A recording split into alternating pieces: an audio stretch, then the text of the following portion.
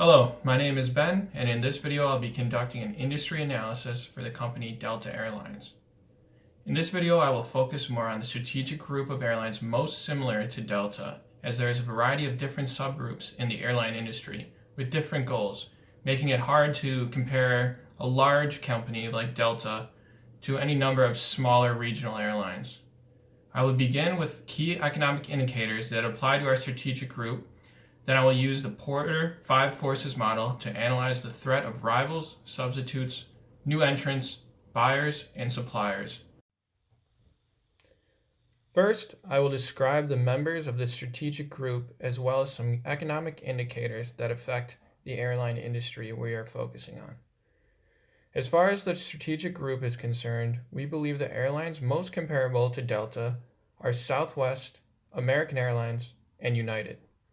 We came to this conclusion based on things like revenue, profits, and assets, as well as other metrics like miles flown per year and passengers carried per year. The airline industry has been known to be a very cyclical business, with low margins that can be affected by the economy very easily. One indicator of airline performance has to do with levels of discretionary income. We have seen in times of poor economic health, such as during the recession several years ago, the number of passengers on airlines becomes stagnant. On the other hand, currently we are seeing the growth of the middle class in areas like Asia, meaning greater discretionary income and thus higher demand for air travel. Next, one of the most important indicators in the airline industry is the price of oil. Jet fuel refined from oil is one of the biggest expenses for any airline, meaning fluctuations in prices can affect business in a major way. From 2008 to 2014, we saw prices for oil that were quite high, which hurt profits for many airlines. Since 2014, though, we have seen lower prices, but that could be changing, and airlines will need to find creative ways to deal with the threat of changing prices. For example, Delta purchased their own oil refinery as a way to hedge against costs. Now I will begin to get into the Porter 5 Forces analysis. The first part of the Porter analysis is to assess the threat of rivals. As far as the airline industry is concerned, this we have decided is one of the biggest threats. Many people who only travel a few times a year are only focused on ticket prices when it comes to choosing an airline. This means if an airline like Delta, who is known to have slightly higher prices, wants to succeed, they have to make sure the customer has an exceptional experience. This seems to be the case with Delta, as it is fairly high ranked among several lists of best airlines, apparently due to their customer service and lack of complaints. Another facet of the Porter model is the threat of substitutes. When it comes to travel, several substitutes to air come to mind immediately, like car, bus, and train. All of these substitutes have obviously been around for far longer than airplanes, but our group feels as if these are only viable options when it comes to shorter travel distances. Obviously, none of these options are viable for great distances like overseas. One substitute that we do feel could affect air travel down the road are ideas like Elon Musk's Hyperloop and other high-speed rail options. Some bullet trains already exist in Europe and Asia, and Elon Musk claims his Hyperloop could potentially travel between Washington, D.C. and New York City in a time about 30 minutes. The Hyperloop and other high-speed rail systems could be a threat to the airline industry in the future, but for now, our group has decided that this threat of substitutes is relatively low.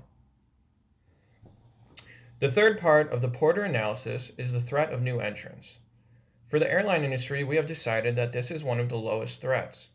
This is because it takes a lot of capital and planning to actually create new airlines.